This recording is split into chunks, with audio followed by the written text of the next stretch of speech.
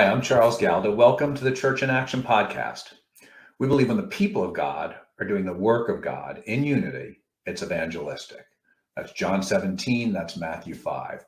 People want to know Jesus when we're doing that. That's why Jesus tells us, make disciples, people who disadvantage themselves to serve others, to fix our communities, to fix our world, and get the opportunity to share Jesus. So we talk about issues of God and culture on the podcast to increase understanding and accelerate our ability to make disciples who do justice and share Jesus to transform New England. We thought that we do, for the bulk of August, we do a best of series of our podcast. We have 3 videos for you, 1 per week for the rest of the month, of Tim Keller speaking at our 125th anniversary celebration back in 2013. As with so many of the greats, Tim's message is timeless, and it's as relevant to us in New England today as it was in 2013. In each video, he talks about the gospel-centered church. The first one is about the gospel-centered church and evangelism, then the gospel-centered church and disciple-making, and then the gospel-centered church and mission. And so this one is the first of that series on evangelism.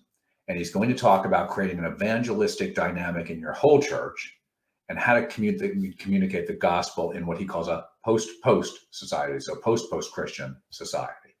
And so sit back, enjoy, benefit from Tim's insights and perspectives, and hear what God may be saying to us today of what we in the church need to be doing differently to reach people with the good news of Jesus Christ. Thanks so much. The 3 topics I've got today: the gospel-centered church and evangelism, the gospel-centered church and discipleship, the gospel-centered church and mission. That's my 3 topics. So when I heard them, I said, in other words, I could say anything I want, because they are massive topics. But what I'd like to do is, under each heading, bring up to you a couple of subtopics. You see, every one of those headings is huge: evangelism, discipleship, mission. But inside those headings, there are parts or subtopics that I think are very often not very well treated. In fact, in many cases, not treated at all. And so what I'd like to do today is under the first and under the second, take 2 areas, not try to give you an overview or some kind of comprehensive lecture on everything you should be doing. But take a look at 2 subtopics under each of those headings. The third one, I'm going to just give you one. Areas that I don't think are very often well treated that I'd like to be able to treat. And so under this topic of evangelism, I'd like to share with you over the next few minutes 2 subtopics. One is I'd like to talk about creating an evangelistic dynamic in your whole church. Creating an evangelistic dynamic in your whole church. And secondly, I'd like to talk to you a little bit about how to communicate the gospel in a post-post society. So first of all, what do I mean by an evangelistic dynamic? Look, I'm old enough, as some of you can well see, to remember that there have been phases that we've gone through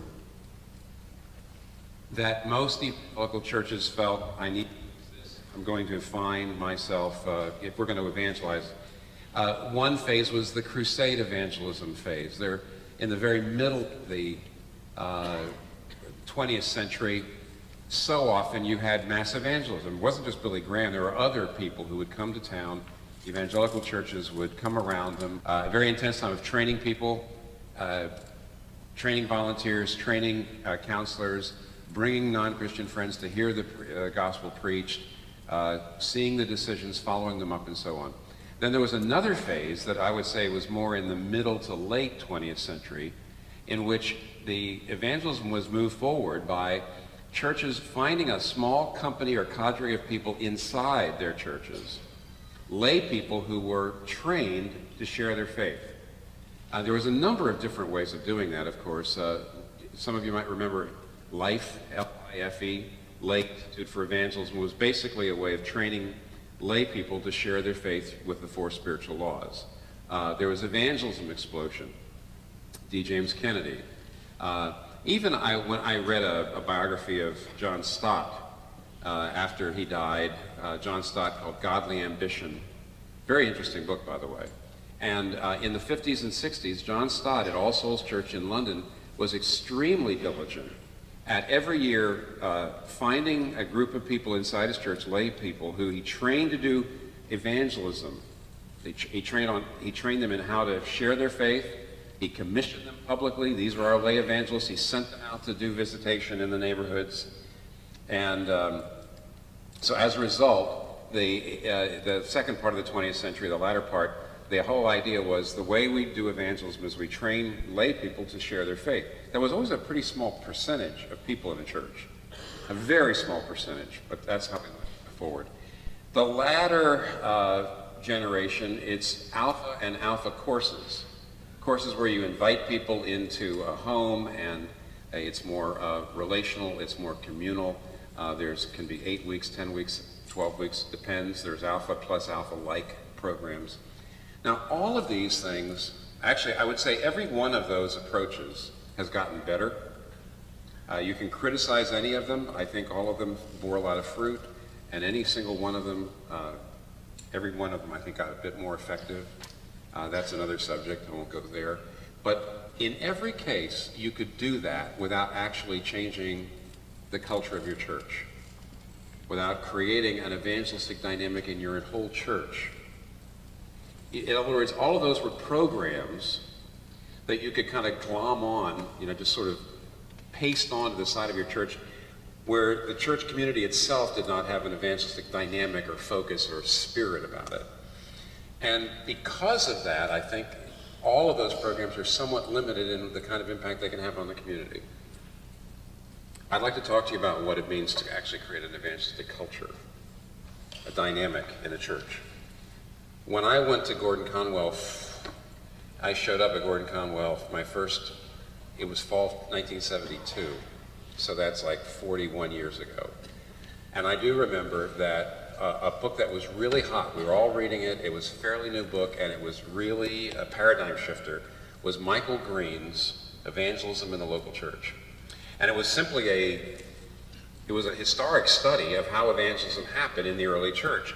And it was so striking, because obviously the first couple hundred years of Christianity saw enormous growth, tremendous evangelistic effectiveness.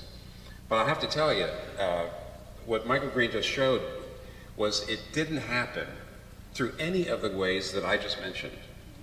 Because what I didn't realize till I read the book was obviously in many cases Christianity was always semi-underground.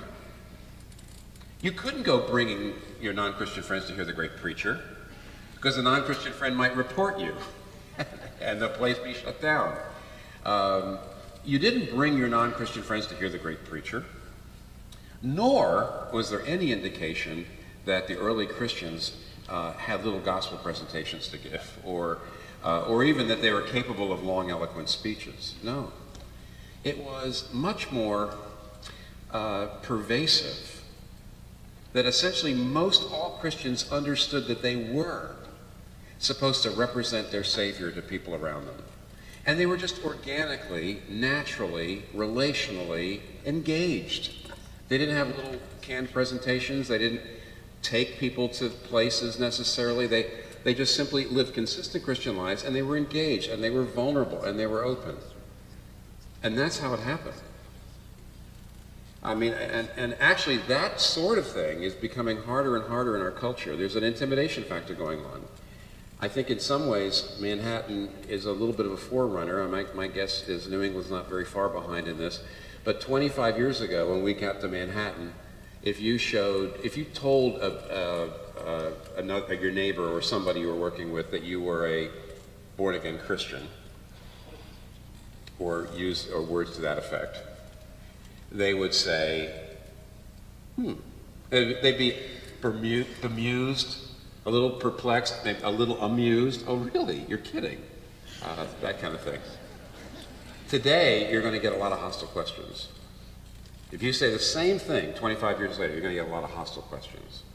And we sense that. We sense that there's more anger and more fear of people traditional religious beliefs. And so it's telegraphed to us, and as a result, I do think more and more we lack this evangelistic dynamic. We don't have this pervasive sense in your congregations that we are supposed to be representing Christ to our neighbors, our colleagues in very organic ways. We're supposed to identify ourselves as Christians. And we're so supposed to be vulnerable enough to talk about our Christian experience. See, we would much rather have a little cadre of Christian lay people who are the very few number of people in any church that can memorize the gospel presentation and go ahead and memorize objections to questions and go out. We want to say, they're the lay evangelists, not me. But more and more, I think what we really need is the same kind of dynamic you had in the early church. Now, how do you create that? 3 ways. You need to present a practical theology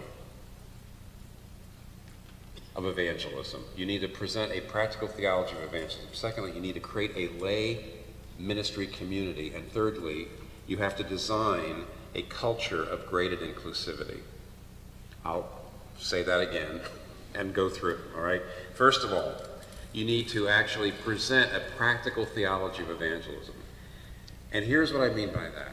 You have got to, at least as church leaders, and certainly as pastors or preachers, you've got to show the direct link of the gospel itself, the nature of the gospel and the logic of the gospel.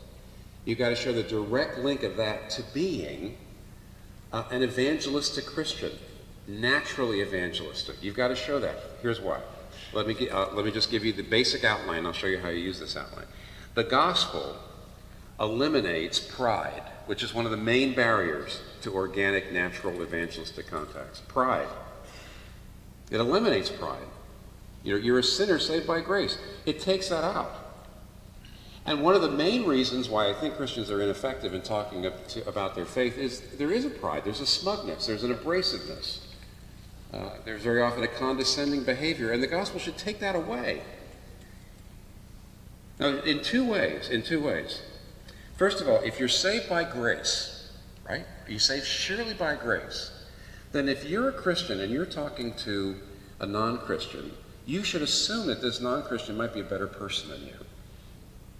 So if you're a male, you're a Christian, you're talking to another male who's non-Christian, that person could easily be a better husband than you. Easily. Could easily be a better father or son or person. Why? Because you're saved by grace. You're not saved by being a better person. You're saved by grace. So here's a person who's not a Christian because they don't know Christ, but that person could easily be a more moral person than you, a wiser person than you. Why not? Because you're saved by grace, not by your wisdom and your morality. Which means there should be a deference and a respect. And that should come through. And it very often doesn't. Because frankly, a lot of Christians say they believe the gospel, but they don't think out the implications of the gospel. And the implications of the gospel is you are a sinner saved by sheer grace, and therefore that does not make you a better person than your neighbor. And of course, it just humbles you. It just reminds you. It just takes away that smugness. It reminds you that the only reason why you're a Christian is because, God helped you and things happen in this particular way. And there's nothing worse than Pharisaical evangelism, which goes like this. I'm right, you're wrong, and I love telling you about it. And that's Pharisaical evangelism. That's called subtext. Virtually nobody actually says that, though honestly on the internet I've seen it happen. I mean, when I see Christians on the internet interacting with atheists on the internet, I say, you're kidding. Why would you talk to anybody like that? You're just trying to punish the person. You're trying to persuade them. Sometimes they literally say, I'm right, you're wrong, and I love telling you about that. But certainly what happens is, unless the gospel is really sunk down into your way of thinking about things, if you talk to a non-Christian friend, there can be that kind of smugness, that kind of, well, you just don't understand, maybe. So first of all, the gospel takes away pride. Secondly, the gospel takes away fear, or it should. Fear of what? Well, if you're talking about your faith with somebody, you should be nervous. Why? You should be nervous not to offend or confuse or insult them.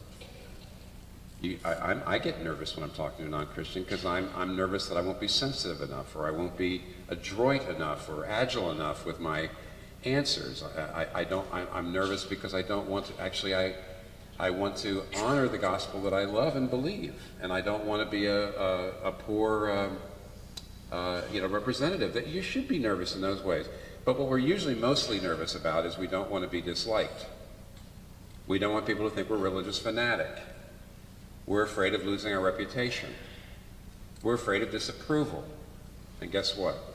The gospel should put you in a position where you're not as afraid of what people think, because your identity is based in who you are in Jesus Christ, not in what people think about you. The one who made himself of no reputation in order to save you. Remember, that's one whole translation of Philippians 2. Jesus Christ was God, right? But he made himself of no reputation. He emptied himself of his glory in order to save us. Well, that means that if I think about what Jesus did for me and the fact that he loves me, I'm loved in Jesus, and the Father loves me and he delights in me, then that you shouldn't be as afraid as we still are, of losing a reputation. So one of the reasons we do not share a faith is pride. I see people who like to share their faith, they're terrible at it because of pride. And I see other people who are afraid to share their faith because of fear. And that's because you're just not thinking out the logic of the gospel, the implications of the gospel. So the gospel takes away pride. Secondly, the gospel takes away fear. Thirdly, the gospel should take away pessimism. Now, I'm going to do this one with fear and trembling. Let me just explain. First of all, there's a tendency for us to look at people around us and say, that person would never become a Christian. Sometimes we see a really nice person. We like them. They seem so reasonable. They seem so affable. They seem so much like us. That's why we find them reasonable and affable and likable. And then we say, well, I'd love it, that person could become a Christian. There's certain people we say, I want them to become a Christian. I wish they were Christians. I feel like they could become a Christian. Then there's these people. They'll never become a Christian. Okay, so this is a type of person who would become a Christian. This is the type of person that wouldn't become a Christian. Oh, and you are? Are you the type of person who would become a Christian? What's going on here? If salvation is by grace, not by temperament, not by niceness, not by type, not by conservative versus liberal politics or things like that, if it's really by grace, then anybody can become a Christian. In fact, I have to ask, if you look at anyone and say that person would never become a Christian, if there's any kind of person you have no hope for, isn't that actually kind of a form of pride? Aren't you actually thinking, well, I'm the kind of person that, what are you? That you think that, wow, were you good material for God? Is that the reason why God was able to make a Christian out of you? It does say in Romans 3, and I quote, no one seeks for God. No one seeks for God. In fact, what I think the Bible's teaching is that the nice religious people or the moral people who aren't religious, they're not really seeking for God. They're building their own self-esteem on what nice people they are. And they're actually not seeking for God. They're self-made people who worship their Creator. And then over here, these are people who are, they're sex, drugs, and rock and roll.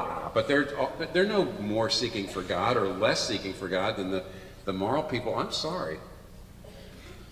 Everybody's hopeless, which means we have hope for everybody.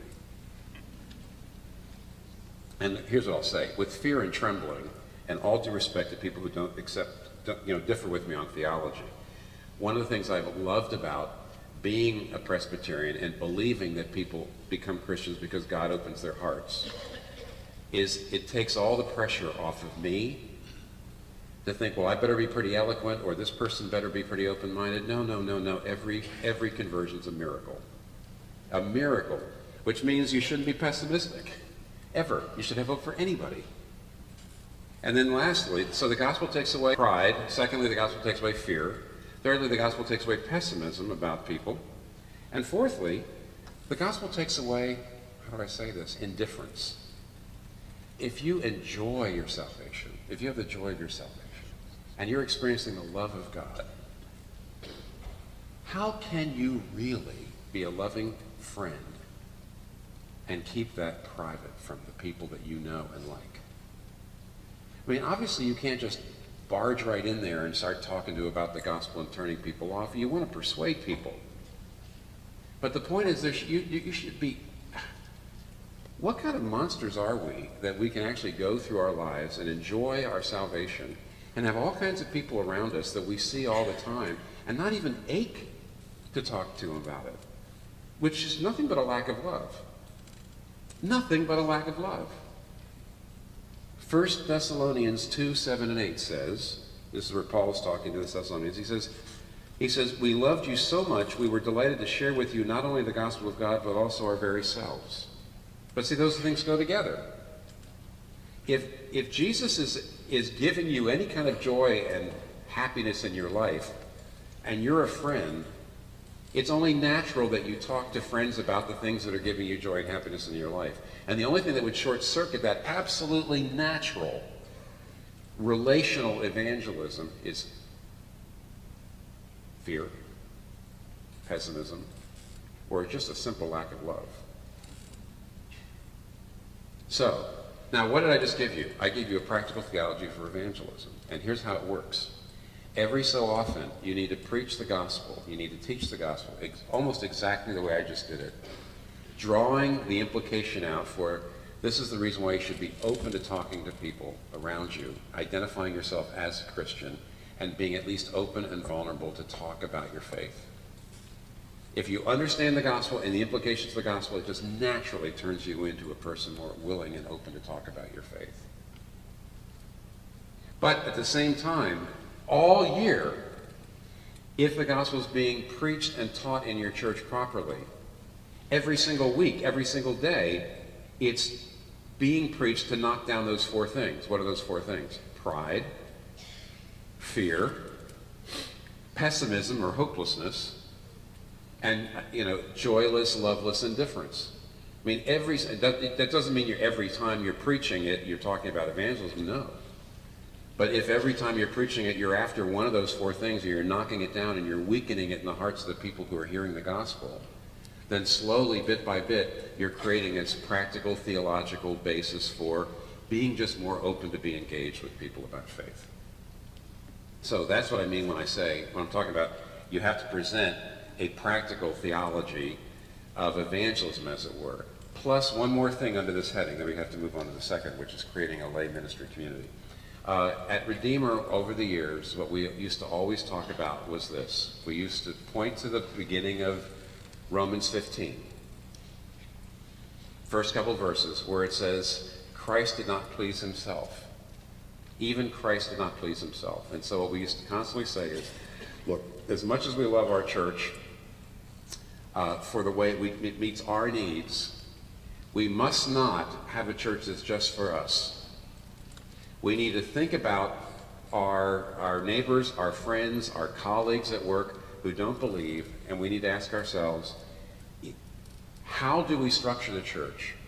Even how do we set the church up? How do the programs go? How do we make sure that this is a church not just for us, but for people around us who don't come to church yet or who don't believe?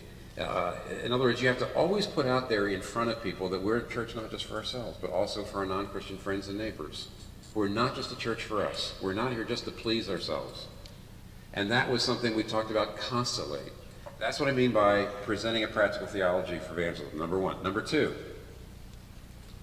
secondly, you have to create a lay ministry community inside your church. Now, what do I mean by a lay ministry community? A lay minister is not the same as a lay leader. Why? A lay leader is someone who's doing a job inside the church, generally is supporting a program and not being paid for it. That's a lay leader as far as I'm concerned. A lay leader is a volunteer who's doing something that has to be done. It's something, it has to do with the program. It could be the children's ministry. It could be leading a Bible study. It could be, you got programs, and you need people, and those are, lay people are people who do them, volunteer, and they're lay leaders. But here's what lay ministry is. Lay ministry is broader than lay leadership. Let me just give you, examples of it. Let me just give you 4 examples that have more of a discipleship aspect and 4 that have more of an evangelism aspect. I just wrote these down from things that I've just seen recently around. Okay, Sally gets to know a younger woman named Clara at church. They sit together in church. Clara confides that she and her husband are having some marriage problems, but he won't go to a counselor. Sally says, oh, well, Jeff and I would love to have you and Sam, Clara and Sam over for dinner. So they just come over for dinner. Turns out that Sam kind of hits it off with Jeff. Afterward, Clara convinces Sam to meet with Jeff and Sally and talk a bit about marital adjustment. And after one of those meetings goes pretty well, they say, let's read a book on marriage together. And they read it and they meet together 2 or 3 times. What is that? That's lay ministry. Let me give you another one. I won't give you, I had 8 here. I'm not going to give you 8. But anyway, here's one. Jessica meets Teresa, a new believer at church, invites her to work through a set of 6 Bible studies for newer Christians on issues like prayer, Bible reading, and the role of the church, understanding the gospel better. In other words, Jessica meets Teresa. Jessica remembers that when she was a younger Christian, she was in a group that went through a series of 6 studies. She meets Teresa, who's a new believer, seems to be struggling in some areas. Jessica says, well, here, look, why don't you go through these things and read them? They helped me when I was newer in the faith. And we'll meet 2 or 3 times together and talk about it, okay? Here's another one. Now, that's more than discipleship on the other side. Jerry is asked by his work colleague, Bill, how his weekend went.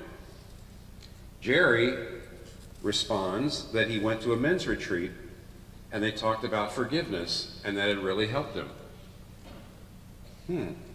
And Bill says, really? And then Jerry swallows because Bill was kind of saying, I'd like to hear more about that. Maybe Bill's got a problem forgiving somebody. And so Jerry says, well, yeah, it has a lot to do with the Christian faith. It goes on another minute or so. And Bill says, oh, really? And Jerry just files it and says, maybe in a month or so I'll ask Bill to something. See, this is lay ministry. Here, let me give you one more. John comes to church with his wife, but isn't sure what he believes or where he stands on faith. The pastor introduces him to another person named Tom, who begins to meet with John intermittently just to read a book on basic Christianity and discuss it. Now, here's what I want you to see. This is organic. That is, it's happening outside of programs.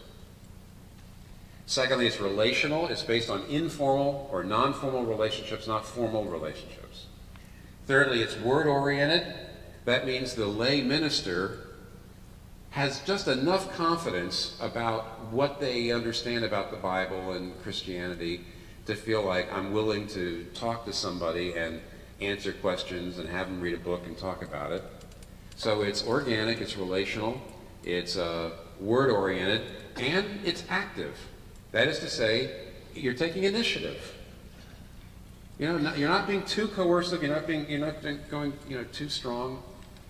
Now, lay ministry, you need to have, if possible, 20 to 25% of the people in your church who are lay ministers, whether or not they're lay leaders. Do you hear me?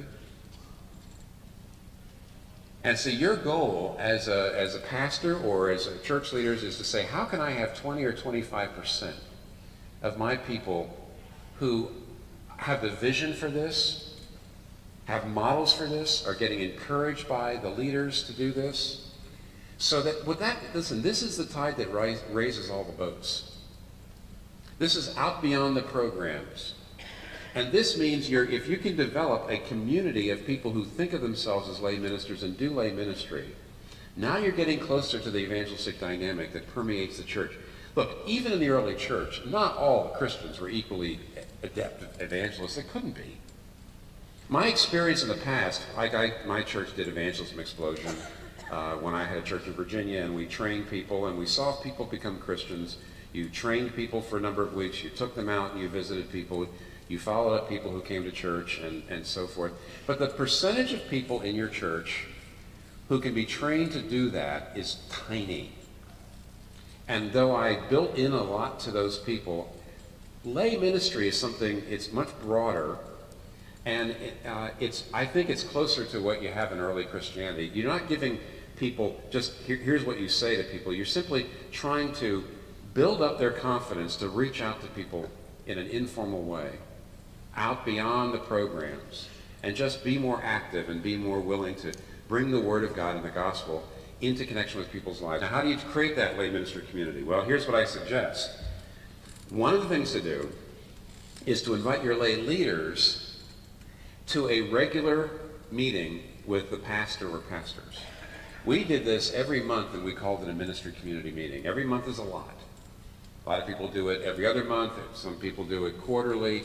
But what you do is, first of all, how do you get something like this started? You have to do it with some formality. So you say, we want to get all the lay leaders together, and so you have a list of the people. They should be pretty much all your volunteers, and you bring them in. But then you also personally invite people that you know have that kind of lay ministry potential, or even maybe they're already doing it, but they're not actually inside the programs of your church. You got to get them in there too. And so if you have a church of 200 people, I would hope that you'd have 20 to 40 of those, 20 to 40 people meeting. If you have a church of 150, like I said, think about 20, 25, 30%. And what you're doing there is you say, well, do you train them? No. You teach them. And you give them, you make them feel much closer to the pastor. You might do an exposition of the Gospel of John for 2 or 3 times, or you might do some teaching on evangelism, or you might get them to think more about their prayer life and their walk with God. It's basically, you might say, well, that's just discipleship. Yeah, I guess.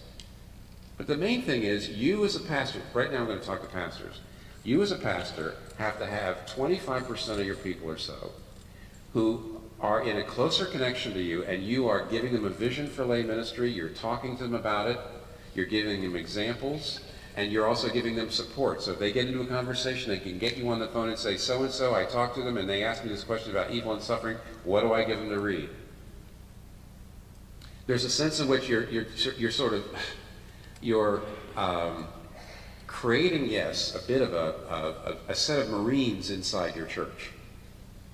People who are a little more confident because they've gotten a little more from you as the pastor. They feel like you're behind them, they feel affirmed by you, they've gotten a little more training, and you're really saying, giving them the vision to just reach out and start meeting with people and talking to people. In particular, though, let me suggest this. You have to get them to reflect on whether they have two-way relational integrity and whether they have a consistent Christian life. Now, here's what I mean by two-way relational integrity. There are some Christians who I consider bubble Christians. That is, they have almost all their friendships inside the church. They live in the community, they work in the community, but basically all of their hangout people, the people they hang out with, it's all inside the church. So they're in a bubble. There are other people who are extremely well networked in the community at large, and they're private about their faith. I mean, they know everybody, they're community leaders, they're involved. Everybody knows them, they're involved with everybody, and yet they're very private about their faith. Private people who are well networked, bubble people who are maybe open about their faith, but they don't really have close connections to anybody except other Christians. Neither of those, I would say they don't have two-way relational integrity. In other words, the relationships aren't integrated. The private person is not integrating his or her faith with the relationships out there. They're not identifying enough as Christians to the people out there. The bubble people also are not integrated. They're not really in the world. You're supposed to be in the world but not of the world, but not really in the world. They're in the church. And therefore, what you really want is two-way integrity. And what you say to people is, if you tend to be out there and private, or public and bubbled, you need to start taking steps to changing that. And what you always have to say is, it doesn't mean you have to share your faith or you have to give a testimony. It just means let people know you went to church. Like that one guy I talked about. Just here, for example, you go to a men's retreat. It's a great retreat. You learn about forgiveness. You go to work on Monday. A friend at work asks, "How was your weekend?" Do you tell him you went on a church retreat? Do you tell them you learned about forgiveness? Do you tell them it actually helped you forgive your mother-in-law? You know, I mean, and because what that does is it's just giving, it's being honest about the fact, if this guy's your friend, or sort of friendly to him, why not let him know something that gives you help? But if you don't say anything like that, because, oh my gosh, I don't want to sound like a religious fanatic, you have cut the nerve of relational integrity. You are refusing to integrate your faith with your relationship. You're refusing just to be honest like everybody else is. I mean, listen, we live in a society right now that basically encourages you to share everything publicly. And tells you over and over again, you've got to let people know who you are. You've got to be public about who you are. You've got to be private about who you are. Unless you're a Christian. You need to keep that private, because religion is for private. Do you see the complete hypocrisy there? The reality is in the middle. The reality is you shouldn't be always trying to talk about yourself, but the reality is you shouldn't be private. You shouldn't be bubbled, and you shouldn't be private. And your lay ministry community, you hammer that. You talk about relational integrity two-way. You bring up what they should be doing. Now, people who are doing it well, you celebrate. And that lay ministry community is a way of really creating a kind of evangelistic dynamic, an evangelistic spirit in the very heart of your church that is not just a little cadre of people or a little program that's placed there, but really gives you an outward-faced church. Now, lastly, I said, I used a big term, and I'm going to be real brief on this, but I have to. You need to eventually build a culture of graded inclusivity. And what I mean by that is now we are talking about events or programs or groups, but I think that the wisest way to if you're stressing not training people in how to share their faith in a particular way, I don't do that. I have never done that. I wouldn't know what to choose. I wouldn't know what gospel presentation to choose. Never have. But if you're not stressing training people and giving them a little thing to say, but you're really trying to just say relational integrity, consistent Christian life, getting rid of your fear and your pride and your pessimism, just being more vulnerable and being a better friend. Don't do friendship evangelism, just do friendship and don't hide. Don't do friendship evangelism, just do friendship and don't hide who you are. If you're doing that, and I think you should, then you shouldn't have one or two evangelistic event programs. Instead, you should have a gradation of kinds of events and things that you do that are more and more, at one level, it takes almost there's actually no confrontation at all with the gospel, and at the very end there's a strong confrontation. Let me give you an example. Let me see. Okay. A level would be any kind of meeting or event in which the non-Christian gets to know Christians, but there's actually no presentation of Christianity at all. So, for example, a service project. If your church is rehabbing a house in a poor part of town, invite non-Christians to come be part of that, but there's no presentation of Christianity. You're just asking them to come. Anything that is basically it's a project or a social setting in which the non-Christians get to meet a lot of Christians, but there's no presentation of Christian truth at all. That's A level. B level is something of broad interest that basically sheds a positive light on Christianity. Sheds a positive light on Christianity. So now here's where every town is going to be different and your culture is going to be different. And I'm afraid to give you any examples from Manhattan because Manhattan is such a strange place. And we all know. But see, for example, if you, let me just give you 4 or 5 and you begin to get the hint, even though you say, well, that would never work for week number. But so for example, if you had a concert, like I'll give you an example. What if you did a Bach concert? That's what we did. And you just had a chamber orchestra and great singing. And then there was a talk on some of the meaning, like we did Bach's Wedding Cantata. Brilliant, beautiful, lovely piece. It's just like with a concert. But it's filled with Christian truth. So then you get up and you give a lecture, and here's what Bach thought about Christianity and how it affected his view of marriage, and that's the reason why you have these words here and you get the words up on the screen. You could do that before or after the concert. So what you have is you're just putting Christianity in a good light. But at the other end of the spectrum, you could have a jazz concert, and you have some jazz, famous, well-known jazz musician, and all the jazz people in town come out, and that jazz person at some point says something positive about his or her Christian faith if they have it. It could be, on the other hand, you could have an artist who actually does a gallery showing but talks about faith, because, you know, it's really interesting. When artists are showing their art, they can talk, they can say anything. Because they say, this is what I'm trying to get, and this is who, and this is, you know, and this means this, and this is this, and here we have that, and you know, no. And it all comes from my Christian faith. And everybody goes, oh.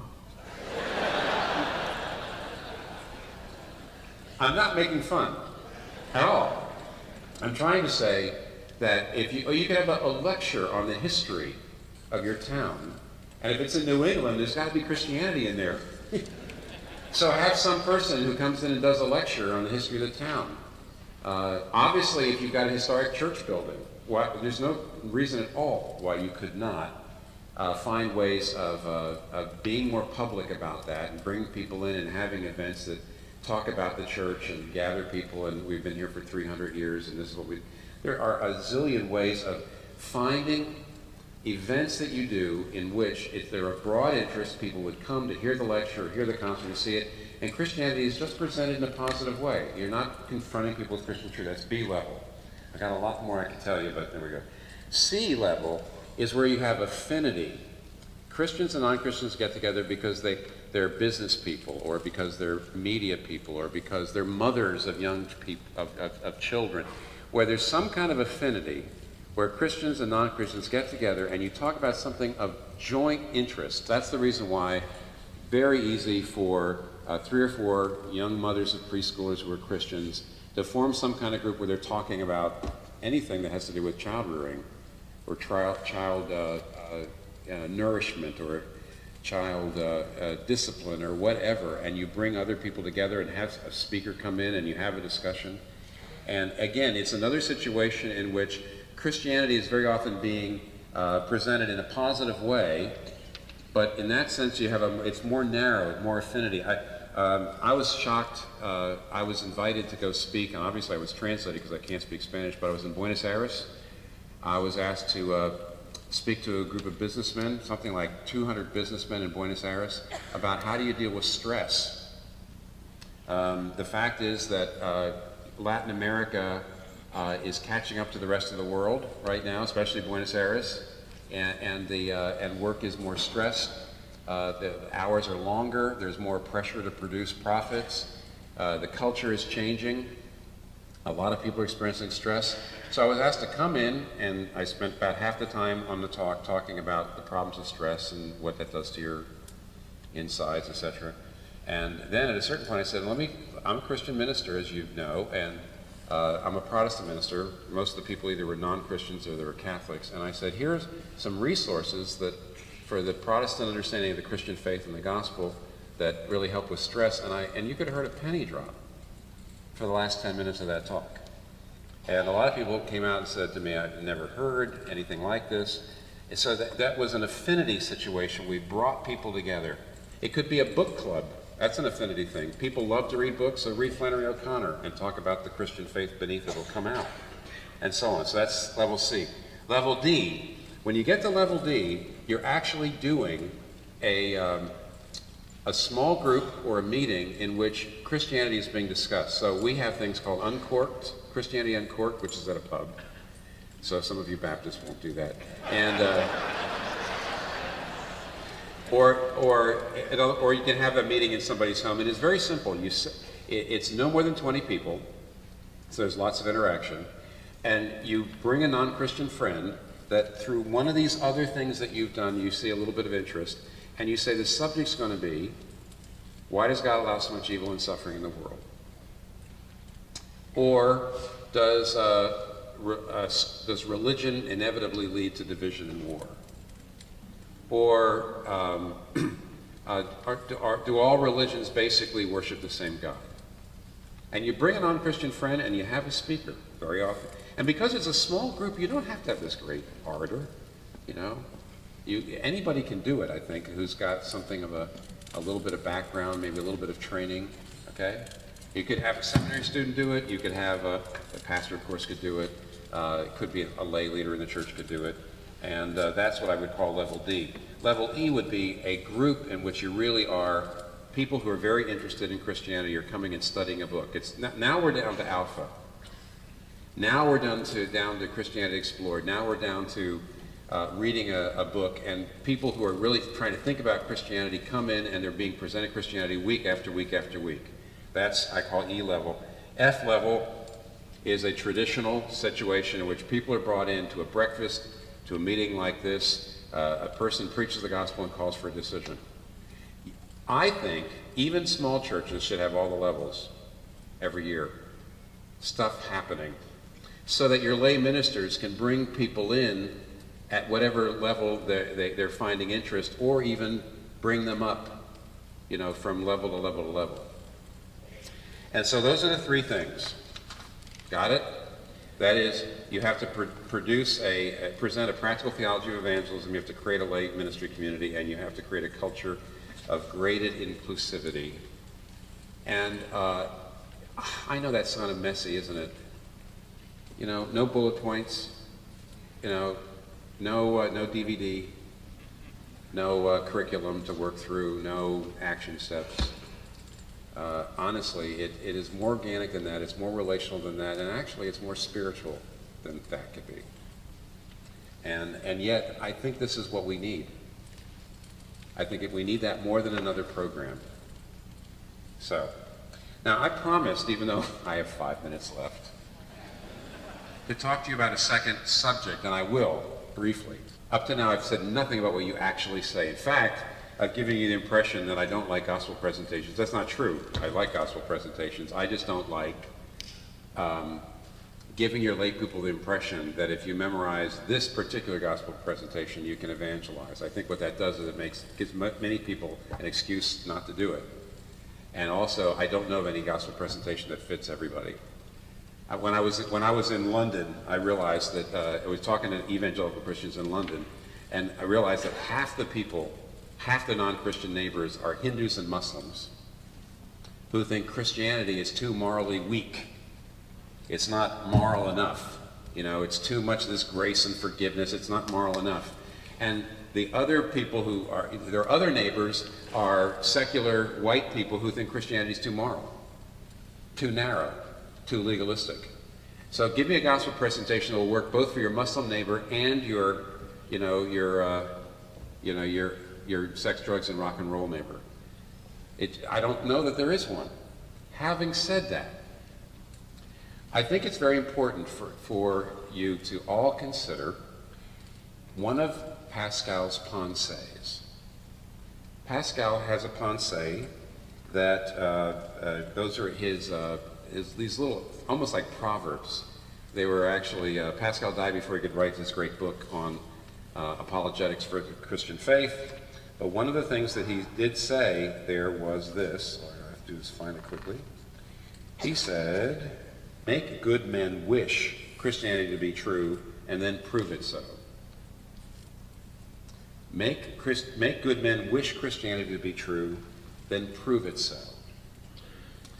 And I think there's a tendency for us still to be locked into apologetics that were written 50 years ago. Apologetics 50 years ago existed in a situation in which most people respected Christianity, but increasingly smart people would go off to college, they'd go off to school, they would get the intellectual props knocked out from under them, and they would come back with a lot of doubts. They'd come back to churches and they'd say, well, what about how can you prove there even is a God? And aren't there a lot of contradictions in the Bible? And what about evil and suffering? And what about the other religions? Aren't they ways to God too?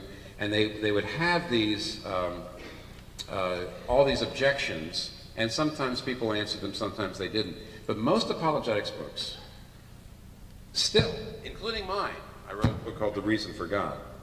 Most apologetics books are basically saying, here's how Christianity makes intellectual sense. Evidence for the resurrection, clues for the existence of God, answers to problems of faith and science, answers to questions about whether the Bible is historically reliable. See, here's why Christianity makes intellectual sense. And 50 years ago, people respected Christianity enough that if they actually heard somebody say, I can show you that Christianity makes intellectual sense, they would sit and listen. Those days are over. And Pascal seemed to understand that, being the brilliant philosopher he was. He looked and he said, before you can prove it's true, you need to make them wish it were true. The last thing I want to say to you is, I don't think we're very good at that. Because that, to a great degree, that means before we start to say, here's why Christianity is true, we've got to present Christianity in such an amazing garb. We have to expose it. We have to reveal it. We have to lift it up. So it's so beautiful that the average person who's not utterly bitter, and there are people who are just cannot be reached because they're so bitter, the average person would say, wow, wouldn't it be great if that were true, but it's not. See, that's where nobody's going to read, I think, Reason for God or Evidence That Demands a Verdict or any of the apologetics books anymore, including mine, unless the person first says, wouldn't it be great if that were true, but it's not. Then they'll listen to a book. But do we know how to get people there? I don't think so. Let me just give you one example that I would call apologetics, and then I'm done. J.R.R. Tolkien wrote a very famous essay called On Fairy Stories. On Fairy Stories. And in it he points out, well, he's trying to explain something. He's trying to explain why is it that we find that even in our scientific age, we still love fantasy. Why do movies and books that are basically fairy tales, why is there such an amazing hunger for it and appetite for it? Why do we love talking about dragons and witches and sorcery, and why? It's astounding. Why didn't we just say that's just kid stuff? But it's not kid stuff. And here's what he says. He says, there are certain things that human beings long for. We long to step outside of time.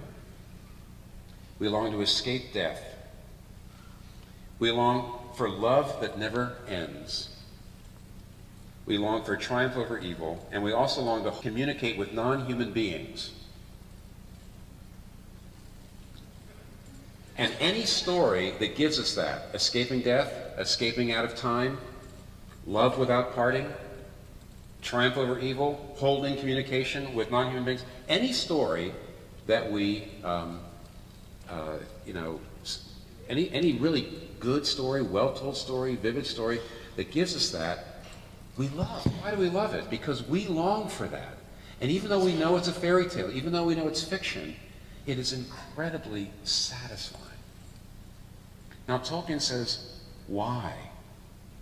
He says Christianity explains something. Christianity explains that we know we were made for that. That's what we're so fascinated with fairy tales. We were made to talk with angels. We were made not to die. We were made for love without parting. We were made for all those things. And that's a memory trace in us. But do you realize that if Jesus Christ is who he said he is, that's all going to come true? Now you got to look at people and say, do you realize that if Jesus Christ is who he said he is, that's all going to come true? Why wouldn't you want that to be true? You don't sit there in your pew and tell me, oh, I don't care whether that's true or not. Of course you care whether that's true. Wouldn't it be great if it was true? Well, it is. Do we know how to do that? Do we know how to do what Pascal said? Make it so that good people, which it means by that, normal people, open people, not utterly bitter people, not people that are just so closed, but the average person can be shown Christianity in such a way that they wish it were true. Then you can prove it to be true. And I think that is extremely important for us to do as a church, and we're not very good at it. Now, right now, I'm going to close this in prayer for a minute because I want to pray that something I said might be of help to you, okay? Seriously. And then we're going to keep going. Let me pray. Our Father, we do thank you that you have called us to be your witnesses in the world. You don't need to do that. You certainly could just call people to yourself. You could write the gospel in fiery letters across the sky. There's all sorts of ways you could do it, but you have chosen to proclaim your gospel through us. We thank you for that. We thank you for the joy of that. We thank you for the honor of that. And we pray that you would equip us to do what you've called us to do. And perhaps, Father, equip us a little better because of the time we've just spent. Continue to be with us during this day. Equip us, build us up, stir us up to love and good works. We pray this in Jesus' name. Amen. Thank you. I hope you were blessed by that. I'd like to thank Tim Keller, of course, for blessing us and sharing his insights, perspectives, vision. I'd like to thank you all for being a part of today. And I'd like to thank our producer, Bob Atherton. Join me again next week when Tim Keller will be back with us talking about the gospel-centered church and disciple making. Thanks so much. Have a great day. God bless you.